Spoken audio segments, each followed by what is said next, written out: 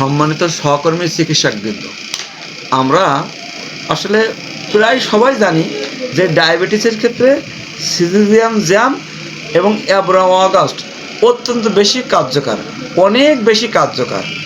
But আমরা কিন্তু জানি না এই দুটির মধ্যে পার্থক্য কোথায় আমরা সিজিজিয়াম জ্যাম দেব আর কোথায় অ্যাব্রামাগাস্ট দেব। আজকে আমরা ক্লিয়ার একটা আইডিয়া নেব যে কোথায় সিজিজিয়াম জ্যাম এবং কোথায় অ্যাব্রামাগাস্ট আমরা ব্যবহার করতে পারি।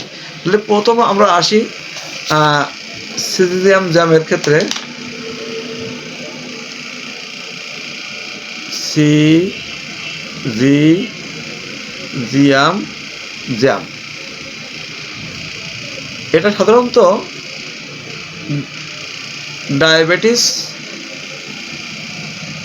মেলিটাস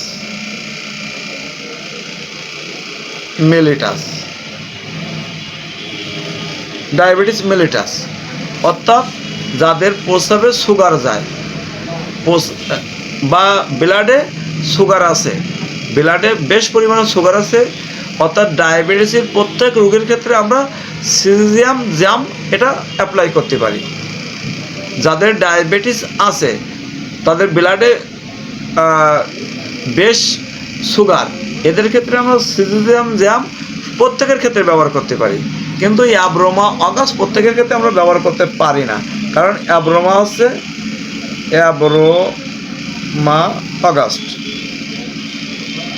এটা ব্যবহার করবো সাধারণত যাদের প্রস্রাবে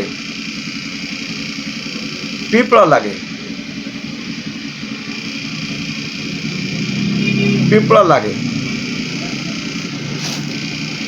যাদের প্রস্রাবে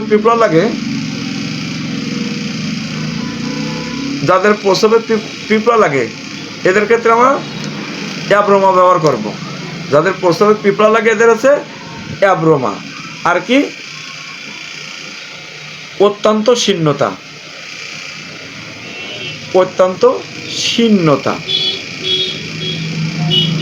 অর্থাৎ অনেক শুকাই যাচ্ছে, যাদের ডায়াবেটিসের কারণে অত্যন্ত শুকাই যাচ্ছে এবং প্রস্রাবে পিঁপড়া লাগে, এই দুই ক্ষেত্রে আমরা অ্যাব্রামাগাস্ট ব্যবহার করব। আর সিজিজিয়াম জ্যামের কিন্তু রক্তের শর্করা অনেক থাকে, কিন্তু প্রস্রাবে কিন্তু সাধারণত পিঁপড়া লাগে না। আর যদি প্রস্রাবে পিঁপড়া লাগে এটা আমরা জানতে পারি, তাহলে আমরা সিজিজিয়াম জ্যাম না দিয়ে অ্যাব্রামাগাস্ট দেব।